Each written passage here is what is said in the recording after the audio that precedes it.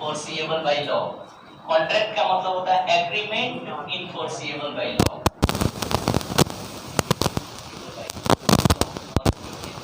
ऐसा एग्रीमेंट जिस पे हम लोग कानूनी कार्रवाई कर सकते हैं, समझ में आया ना, उसको बोलते हैं कॉन्ट्रैक्ट।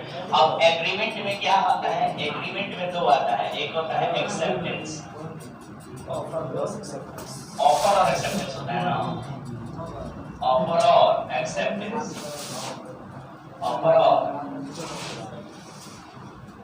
और एक्सेप्टेंस। अब जरा समझना कि एग्रीमेंट किससे बनता है, दो वर्ड से बनता है, ऑफर और एक्सेप्टेंस। मैंने अगर ऑफर किया जॉब के लिए तुमको कि तुम मेरे वहां कलर की जॉब करोगे, मैंने ऑफर किया, तो तुमने क्या किया, एक्सेप्ट, तुमने क्या किया, एक्सेप्ट कर लिया। बात समझ रहे हो?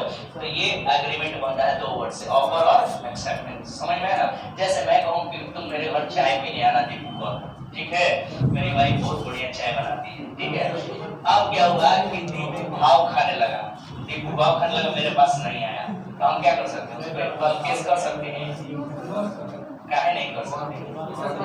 काहे कि ऑफर हम दिए थे तो वो बोला कि ठीक है सर आएंगे, एक्सेप्ट कर लिया, लेकिन आया नहीं, तो हम उस पे केस नहीं कर सकते। काहे कि ये सोशल एग्रीमेंट हुआ। ये क्या हुआ, सोशल एग्रीमेंट हुआ, सोशल एग्रीमेंट हुआ। सोशल एग्रीमेंट में कोई भी इनफोर्सिएबल बाय लॉ का मतलब जानते हो क्या होता है, intention, intention to suit file SUIT intention to suit file SUIT suit file, intention to suit, intention to suit file मतलब कि इंटेंशन होना चाहिए कि हम तुम पे केस कर सकते हैं। इनफोर्सिएबल बाय लॉ का मतलब होता है इंटेंशन टू सूट फाइल, कि हम तुम पे केस कर सकते हैं। तो अब ये कॉन्ट्रैक्ट वर्ड का मतलब समझ रहे हो, पहले से कितना निकल रहा है। कॉन्ट्रैक्ट का मतलब होता है, ये बीकॉम में पढ़ा है, बीकॉम पार्ट 2 में कॉन्ट्रैक्ट एक्ट, ये वर्ड का मतलब वहां समझाया जाता है बीकॉम पार्ट 2 में कि एग्रीमेंट, कॉन्ट्रैक्ट कैसा होता है, एग्रीमेंट और प्लस इनफोर्सिएबल बाय लॉ, ये दोनों मिलता है तब कॉन्ट्रैक्ट बनता है। तो एग्रीमेंट किससे बनता है, ऑफर और एक्सेप्टेंस से, ऑफर और एक्सेप्टेंस से। जैसे मैंने बोला कि तुम मेरे लिए जो कलर का काम करो, मैं तुम्हें 10,000 का रुपया दूंगा, तुमने मेरे लिए काम किया और मैंने तुमको पैसा नहीं दिया, तुम क्या कर सकते हो, इनफोर्सिएबल बाय लॉ, ये हुआ इंटेंशन टू सूट फाइल। समझ में ना, तुम केस कर सकते हो, तब ये कॉन्ट्रैक्ट बनता है।